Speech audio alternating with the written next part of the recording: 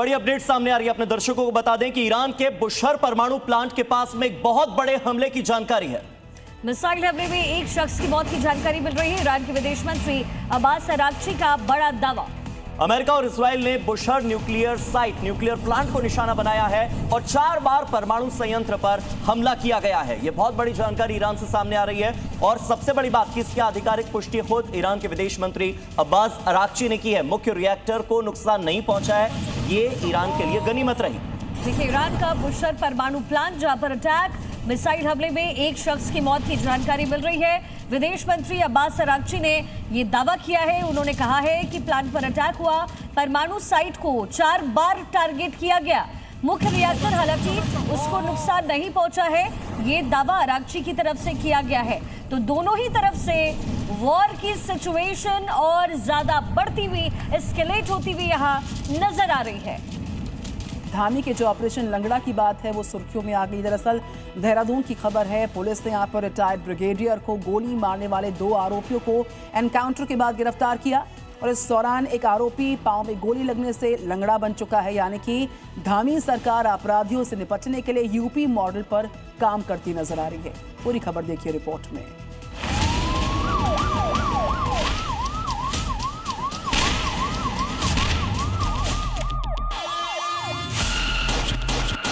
आज के बाद निकलने कैसी गलती सर, नहीं होने सर, गलती हो गई सर, मुझे माफ कर दो।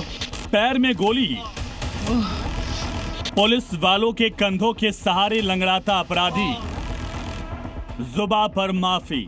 सर गलती हो गई सर, मुझे माफ कर दो। सर गलती हो गई सर, मुझे माफ कर दो। ऐसी तस्वीरें आपने यूपी से खूब देखी होंगी, लेकिन अब उत्तराखंड में भी धामी के धुरंधरों ने ऑपरेशन लंगड़ा शुरू कर दिया, जिसका नया टारगेट बना देहरादून में ब्रिगेडियर का हत्यारा, नाम मोहम्मद कवीश हुसैन, जो 6 दिन से पुलिस को चकमा देकर भागता फिर रहा था।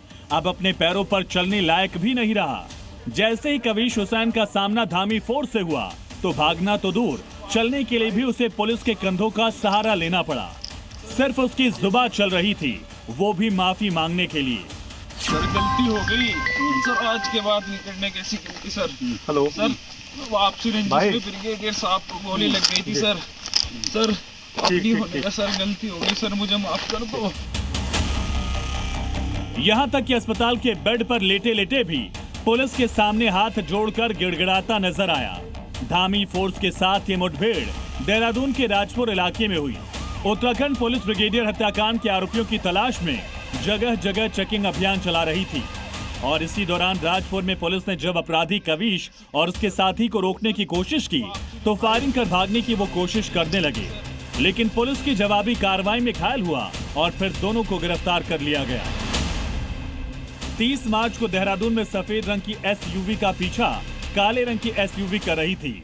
इस बीच काली गाड़ी के अंदर बैठे युवकों ने गोलियां चलाई, जिससे मॉर्निंग वॉक कर रहे रिटायर्ड ब्रिगेडियर मुकेश जोशी को गोली लग गई और अस्पताल में उनकी जान चली गई। 2 गुटों में विवाद की शुरुआत नाइट क्लब में बिल को लेकर हुई थी।